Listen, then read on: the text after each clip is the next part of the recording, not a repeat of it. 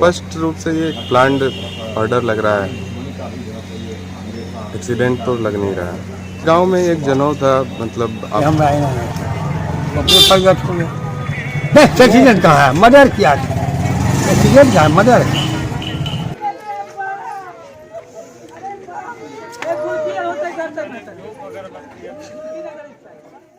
बेगूसराय से इस वक्त एक सनसनीखेज वारदात सामने आई है, जहां वर्षों पूर्व शादी के संबंध में उपजे रंजिश का असर इतना गहरा गई कि एक भाई की मौत तक भी उसका बदला कम नहीं हुआ और दूसरे भाई की हत्या तक प्रतिशोध की ज्वाला भभकते चली गई।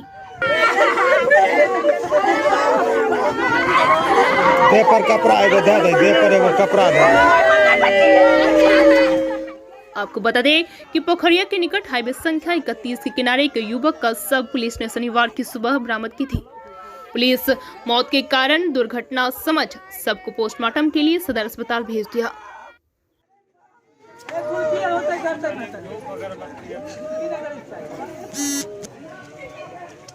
सूर्योदय के साथ सब मिलने की खबर जंगल में लगी आग की तरह आसपास के क्षेत्रों में फैल गई। कार था, अच्छा, कार में एक औरत बैठी हुई थी, नीलम देवी, उसका बेटा का नाम कन्हैया। झगड़ा खूब किया, भोरे मर्डर करके बिक गया, भोरे गया पर्चा में लिए गाँव, हमरा प्रगट हो गया। एक्सीडेंट कहाँ है, मर्डर किया, एक्सीडेंट क्या है, मर्डर। लाठी पहना। एक भतीजा जो पुलिस था उसका सब मिलने की खबर लगते ही मृत परिजन उसकी पहचान के लिए सदर अस्पताल पहुंचे, जहां उसकी शिनाख्त मुफस्सिल थाना इलाके से जुड़ गई और मृतक की पहचान मुफस्सिल थाना के नया टोल बिष्णुपुर के रहने वाले स्वर्गीय रामसी सिंह का लगभग 37 वर्षीय पुत्र बम सिंह के रूप में हुई है।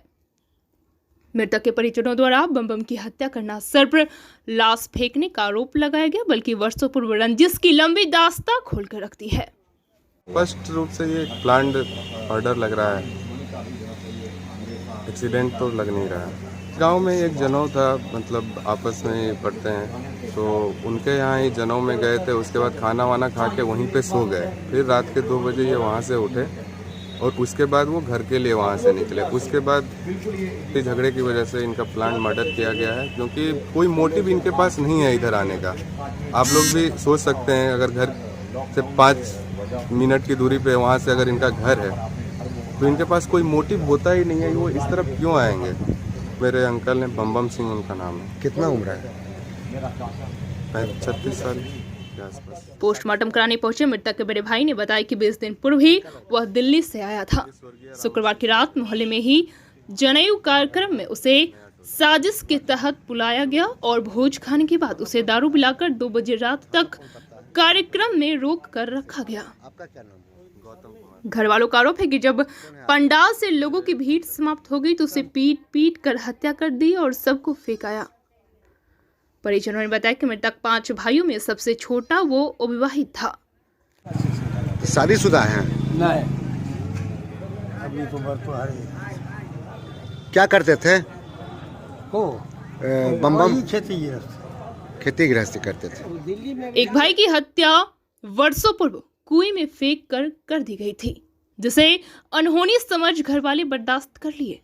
उसने बताया कि काफी दिनों बाद उसकी भी हत्या करने की बात सामने आई, जबकि दूसरे भाई जो पुलिस थे उसकी शादी से ही विवाद की शुरुआत हुई थी, जिसकी मौत उसके पूर्व हो गई। उसने कहा कि उसकी मर्जी के खिलाफ हुए शादी के बाद से ही विवाद चल रहा था और उसी रंजिश का नतीजा है कि आज साजिश रचकर दूसरे भाई को भी मौत के घाट उतार दिया।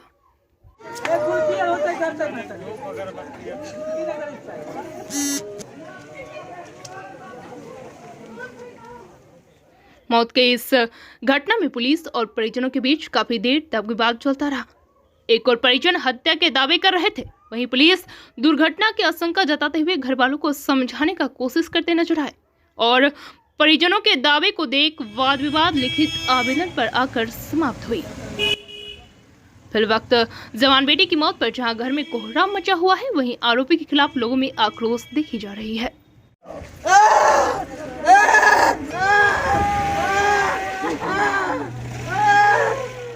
दूसरी तरफ थाने की पुलिस पोस्टमार्टम की प्रक्रिया पूरी होते ही मृतक के शव परिजनों के हवाले कर दी और पुलिस हत्या अथवा दुर्घटना की बिंदुओं पर गौर करते हुए गुत्थी सुलझाने में जुट गई है। आपको बता दें कि पीड़ित परिवार द्वारा जिन लोगों पर हत्या का आरोप लगाया जा रहा है, उसका पूरा परिवार घर छोड़कर फरार होने की बात बताई जा रही है। इस घटना में खास बातें भी उभर कर सामने आ रही है। मृतक की मौत की वजह चाहे जो भी हो, पोस्टमार्टम रिपोर्ट आने के पर खुलासा होगी। लेकिन परिजनों के दावे पर गौर करें तो सूबे में शराबबंदी को लेकर किए गए हर दावे खोखली साबित होते नजर आ रही है। पीड़ित परिजन का दावा है कि समारोह के दौरान जमकर शराब की पार्टी हुई और सुबह में पुलिस ने सब बरामद की। दे पर कपड़ा एगो दे दे, दे पर एगो कपड़ा दे। सवाल उठना लाजमी है कि पूर्ण शराबबंदी के बावजूद भी आखिर शराब कहां से आई और आधी रात तक चले समारोह के दौरान पुलिस की गश्ती दल की नजर कहां तक सिमट कर रह गई। बीएनपी न्यूज के लिए संवाददाता अवधेश कुमार की रिपोर्ट।